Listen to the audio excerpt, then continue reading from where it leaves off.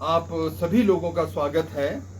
जैसा हमारे स्थानीय कमेटी के सचिव कॉमरेड सत्यवान पुंडीर जी ने यहाँ पर बातचीत रखी, उसको आगे बढ़ाते हुए जो 14वीं विधानसभा का चुनाव हिमाचल प्रदेश में होना जा रहा है, उसमें कुछ बातें जो हम लोगों ने नोटिस की है प्रदेश और देश के स्तर के ऊपर, उससे एक शुरुआत करते हुए कि इस समय जो स्थिति बनी है देश में और प्रदेश के अंदर, आम जनता का जो मुख्य पॉलिटिकल पार्टीज हैं जो सत्ता में हैं या जो विपक्ष की मुख्य पॉलिटिकल पार्टीज हैं, उनके ऊपर ज्यादा विश्वास नहीं रह गया है। आम जनता के अंदर बार बार ये प्रश्न उठता है कि हमें तो यही नहीं मालूम कि जिस व्यक्ति को हम वोट देंगे चुनाव के बाद वो कौन सी सरकार को ज्वाइन करता है।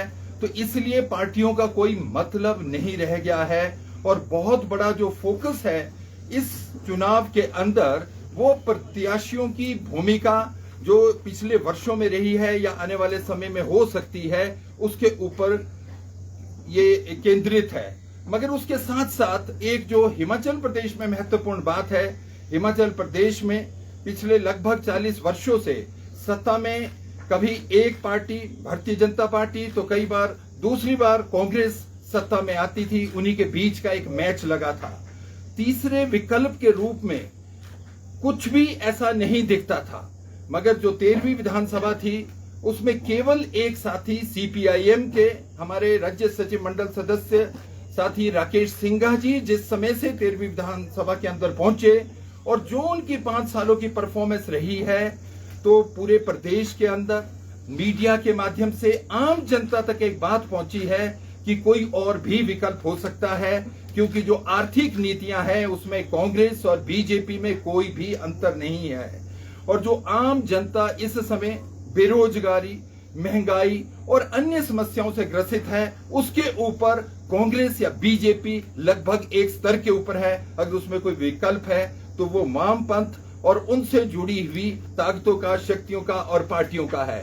तो 14वीं विधानसभा का जो चुनाव हो रहा है, इसके अंदर हमने दूसरी बात नोटिस की है कि हिमाचल प्रदेश की जो हमारी मुख्य इकोनॉमी है वो लगभग 5,500 करोड़ रुपए की वो सेब की इकोनॉमी है। और उसके अंदर जो आज से पहले जो एक हस्तक्षेप होता था, यहाँ का जो नेतृत्व था कांग्रेस और बीजेपी का, उसमें स्वर्गीय श्री वीरभद्र जी सिंह से लेके जय बिहारी लाल खाची या जो और भी इसमें सक्रिय रहते थे, और दूसरी तरफ जो ब्राक्टा जी थे, राकेश वर्मा जी थे, तो उनका एक इतना रोल नहीं रहा उस स्पेस को भरते हुए। और जो समस्याएं इस समय जो एक सेब उत्पादन के अंदर आई है, जिससे हिमाचल का हमारा लगभग आधा हिमाचल या कंस्टिट्यूएंसीज प्रभावित होती है, उसमें जो साथी राकेश सिंघा ने विधानसभा के अंदर नीतिगत मुद्दों को लेकर ली है और बाहर से जो किसानों के संगठनों ने मिलकर संयुक्त किसान मंच के माध्यम से जो एक माहौल बनाया, एक दबाव बनाया सरकार के ऊपर, तो हम ये देख रहे हैं कि जो सेब वाला हमारा इलाका है उसके अंदर एक और किस्म का उत्साह है। उसमें हम ठियोग कंस्टिट्यूएंसी देखें, जुब्बल कोटखाई देखें, उसके एडजॉइनिंग आनी के अंदर, करसोग के अंदर जो हमारे 3 जिले हैं, मंडी, कुल्लू और शिमला जिला और पार्शियली जो किन्नौर है, लोगों में बहुत उत्साह है। और जो हमारे प्रत्याशी वहां से जो 11 में से 4 प्रत्याशी इस कंटिगुअस एरिया से आए हैं, बहुत इसमें मैसिव रिस्पांस मिल रहा है। मगर साथ साथ में जो पिछले वर्षों में किसानों का आंदोलन राष्ट्रीय स्तर के ऊपर 380-82 दिन का रहा, 700 से ज्यादा किसानों ने जिसमें शहादत दी, उसके बाद जो एक माहौल बना है, हमारे कसोमटी और निचला जो हमारा क्षेत्र है जहां पर सब्जी उत्पादन होता है, हमारा शिमला जिला है, सोलन है, सिरमौर है और बाकी कुल्लू, मंडी और पूरा हिमाचल प्रदेश, लाहौल स्पीति और किन्नौर भी है, उसके अंदर भी एक जो सब्जी उत्पादक है और दूध उत्पादक हैं जो किसान, उनके अंदर भी ये समझ बनी है कि अगर कोई हम लोगों के लिए संघर्ष कर सकता है, हमारे मुद्दों के ऊपर बात कर सकता है, तो वामपंथ से जुड़े ही जो लोग हैं वो कर पाएंगे। इसलिए जो रिस्पॉन्स है वो निचले स्तर के ऊपर, वो भी एक हम बड़ा पॉजिटिव वे में देखते हैं।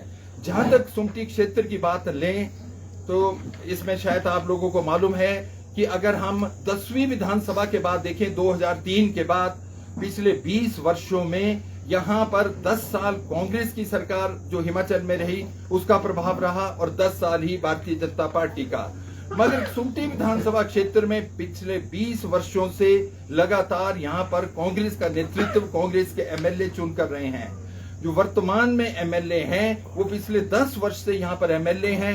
लगभग 7.5-8 वर्षों से वो जिला परिषद के सदस्य और उसके अध्यक्ष रहे हैं। लगभग 18 साल से वो लोगों के बीच में है। मगर जो कसुमटी का क्षेत्र है और वहां पर जो लोगों की समस्या है, पिछले 1 वर्ष से जब से हम लोगों के बीच में लगभग हर अंतिम गांव तक और व्यक्ति तक पहुंचने का जो प्रयास किया है, उसमें जो देखने को मिलता है ये चिराग तले अंधेरे की बात है। अगर आप जाएं, रात को भी जो हमने लाइव शेयर किया था, हमारे अभी ऐसे क्षेत्र हैं जहां पर बच्चों को रस्सी पकड़ करके नालों को टप करके स्कूलों को जाना पड़ता है। वहां पर पुल की सुविधाएं नहीं है। यहाँ पर हमारे क्षेत्र के अंदर जो सबसे बड़ा मुद्दा है, यहाँ पर 7,000 से ज्यादा जो परिवार है वो सीधे सब्जी उत्पादन के साथ जुड़े हैं। उनकी सबसे बड़ी आवश्यकता होती है लिंक रोड और सिंचाई के लिए पानी। वो बोलते हैं किसी भी तरह का सरकार मदद ना करे, पर अगर ये 2 चीजें होंगी तो वो खुद अपना एक जीवन यापन कर सकते हैं। इस समय हिमाचल प्रदेश में और हमारे विशेष रूप से सुमटी विधानसभा क्षेत्र में ये स्थिति है कि यहाँ पर जो लिंक रोड है 350 के करीब यहाँ पर वायलेशन हुई है, जिसका मतलब है उसकी क्लियरेंसेस FRA FCA में वन विभाग से राज्य और केंद्रीय स्तर पर और ऑफ लेटली 2019 के बाद जो सुप्रीम कोर्ट से लेनी थी वो कोई भी नहीं दी गई। और उसका प्रभाव क्या है निचले स्तर के ऊपर कि कहीं MP MLA DC फंड से 50,000 1 लाख रुपए से एक JCB चला देते हैं। लोग उसके लिए खुद श्रमदान करते हैं, पर बाद में रोड्स का मेंटेनेंस नहीं होता। 350 वायलेशन एक विधानसभा क्षेत्र में शायद वन ऑफ द हाईएस्ट है। मगर दूसरी तरफ है इसमें इस विषय में जो कांग्रेस मंडल है और विधायक क्या बात करते हैं कि हमें सरकार की मदद नहीं मिल रही, इसलिए ये काम नहीं हो रहा। पर सच्चाई क्या है? अभी आपने देखा कि इसी बजट सेशन के अंदर जो हमारे वन मंत्री थे, उन्होंने जो सभा पटल के ऊपर 3124 जो फॉरेस्ट क्लियरेंसेस की लिस्ट रखी, उसके अंदर highest number of forest clearances अगर कहीं हुई है तो वो ठियोग विधानसभा क्षेत्र के अंदर हुई है, जिसमें 173 FCA और FRA के माध्यम से क्लियरेंसेस हुई है। 151 FRA में और 22 FCA में, जिसमें 80% से ज्यादा रोड है। साथी राकेश सिंघा हर सर्वे के अनुसार इस समय जीत पे है, पर ये जनता का मैंडेट, हम कुछ नहीं बोल सकते। कोई भी MLA भविष्य में आएगा, एक जो वहां पर 150 से ज्यादा रोड आज बनने हैं वो प्रॉपर वे में बनेंगे। PWD बनाएगा या उसमें संबंधित विभाग बनाएंगे और पक्के बनेंगे, मेंटेनेंस होगी, उस पर सरकारी एम्बुलेंस चलेगी, रसोई घर गैस की गाड़ी जाएगी, फायर ब्रिगेड जाएगी। और अगर कहीं वहां पर कोई घटना दुर्घटना होती है तो वहां पर उन लोगों को क्लेम मिलेगा। और सुमटी विधानसभा क्षेत्र में 350 वायलेशन है। हर गांव, हर इलाका यहाँ पर इस समय अछूता है और ये सबसे बड़ा एक मुद्दा है। कल जिस क्षेत्र में हम 3 पंचायतों के कॉन्फ्रेंस पे थे, 2 विधानसभा क्षेत्र में, एक तरफ डुम्मी, एक तरफ नालदेरा और दूसरी तरफ जो शिमला ग्रामीण की गहनी पंचायत आती है उसकी खड के पास थे, वहां पर जो रोड बने वो बताते हैं इसलिए बनाना पड़ा इन स्पाइट ऑफ एवरीथिंग कि वहां पर एक डिलीवरी केस था, तो उसको एक चद्दर में बांधकर उसको महिला भी कल मिली थी, उसको जब ले गए तो उसको हॉस्पिटल नहीं पहुंचा सके, रास्ते में ही उस महिला की डिलीवरी हो गई। ये हमारे शिमला सराउंडिंग का एरिया है। शिमला शहर जो हमारा 200 साल पहले जो 1821 में यहाँ कनेडी हाउस बना था, पूरे 200 साल आज पूरे हुए हैं। मगर ऐसा लगता है कि आसपास के गांव को केवल इस शहर को एक पोषित करने के लिए एक अनस्किल्ड लेबर के फॉर्म में ही इस्तेमाल किया जाता है। और यहाँ पर जो इस समय शिक्षा की स्थिति है वो बदतर है पूरे हिमाचल प्रदेश में, क्योंकि हमारा बड़ा लंबा संबंध साक्षरता और शिक्षा के साथ रहा है 1991 से लेकर के। यहाँ पर 3 ऐसे स्कूल थे जिसके अंदर कोई भी टीचर नहीं था, और विशेष रूप से वो दूर दराज के दलित स्कूल, एक धाली बागड़ा वो पिरन के अंदर, ब्लोग और उसके बाद जो आज सारे अखबारों में खबरें लगी है, डुंगा गांव जो नई पंचायत अभी जुनगा और कोटी के साथ की बनी है, वहां कोई भी अध्यापक नहीं थे। हमारे संघर्षों के माध्यम से कुछ जगह तो कुछ टीचर आए हैं। 11 से ज्यादा ऐसे स्कूल है जिसमें केवल एक टीचर है। हमारे यहाँ पर जो सीनियर सेकेंडरी स्कूल है दूर दराज के, एक 68 किलोमीटर दूर और एक 58 किलोमीटर दूर, बिरन और डुबलो, वहां पर 10-10 टीचर्स की और नॉन टीचिंग स्टाफ की जो पोस्ट है वो खाली है। पूरे क्षेत्र में हिमाचल में 68 कंस्टिट्यूएंसी है। किसान सभा के 2 बार विधानसभा घेराव और निरंतरता में धरना प्रदर्शन के बाद यहाँ पर एक कोटी डिग्री कॉलेज खुला था। मगर वर्तमान में जो कांग्रेस यहाँ सत्ता में है, 2014 में फरवरी में जिसकी नोटिफिकेशन हुई थी, पिछले 8 वर्षों में वहां पर केवल 8 ही पिलर लगा पाए हमारे जो यहाँ पे लोग सत्ता में है, और कोई भी कॉलेज पूरे क्षेत्र में नहीं है। सबसे बैकवर्ड जो कंस्टिट्यूएंसी एक स्टेज में रेणुका मानी जाती थी डॉक्टर वाईएस परमार की, वहां आज 4 डिग्री कॉलेजेस हैं जिनके भवन बन चुके हैं। पूरे हिमाचल में जो हमारे बाद कसुम्पटी के बाद जहां पर कॉलेज सैंक्शन हुए, वहां पर 20-20, 25-25 करोड़ के भवन बने हैं, पर कसुम्पटी के अंदर प्राइमरी स्कूल के अंदर एक इस समय जो कॉलेज लगता है, और उस कॉलेज में जो बच्चे पढ़ने आते हैं, सुबह जो 6 बजे बसेज चलती है 25-30 किलोमीटर दूर से, वो 7 बजे वहां पर पहुंच जाते हैं, और उन बच्चों को वहां पर कोई बस की सुविधा नहीं है। एक बस सुबह आती है, एक रात को जाती है। कई ऐसे बच्चे हैं जो प्रतिदिन 20 से 25 किलोमीटर मूव करते हैं। बसेस की इस समय ये स्थिति है। बड़े दुख की बात है कि हिमाचल प्रदेश में जो प्राइवेटाइजेशन इस दिशा में जा रहा है कि इस समय जो सरकारी बसेस हैं 3131 है, और जो प्राइवेट बसेस है वो 3320 है।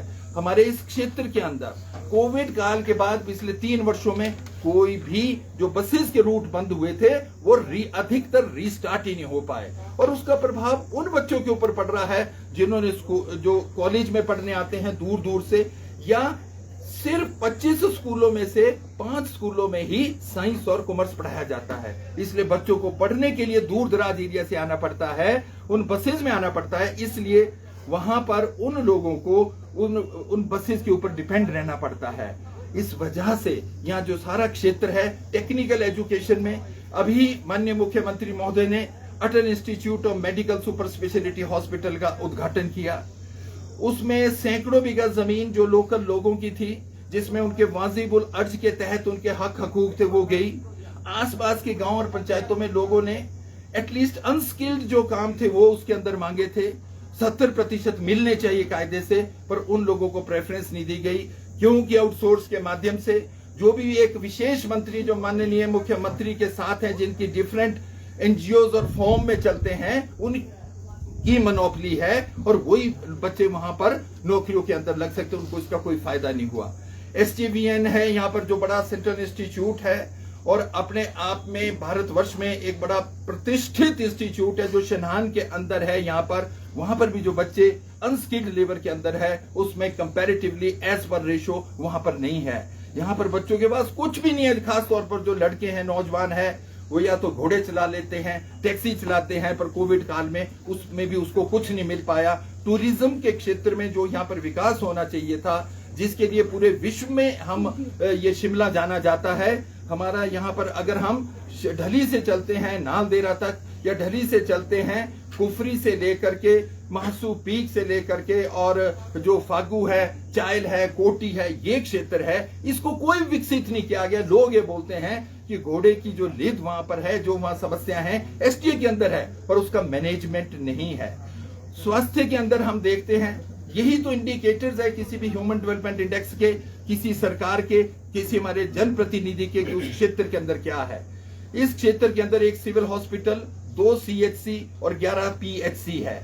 उसमें स्थिति यह है, अगर हम डॉक्टर्स को छोड़ दें, कई जगह तो डॉक्टर ही नहीं है PHC में, मगर बाकी जगह पर जो 100 अन्य पोस्ट हैं टेक्निकल एंड नॉन टेक्निकल, उसमें से 56% जो पोस्ट है वो खाली है, जिसको अगर कहीं आज लगाते भी हैं, वो लोग अपनी विदिन 3-4 मंथ यहाँ से ट्रांसफर करा के वापस चले जाते हैं। और हालात ये रहे कोविड के दौरान कि जो एक सिविल हॉस्पिटल में एक्सरे, वहां पे नॉन टेक्निकल जो वहां पर एक ड्राइविंग का काम करता था, उसके पास वहां गाड़ी नहीं थी, तो वो तो वहां पर एक्सरे किया करता था, क्योंकि कोई भी लेबोरेटरी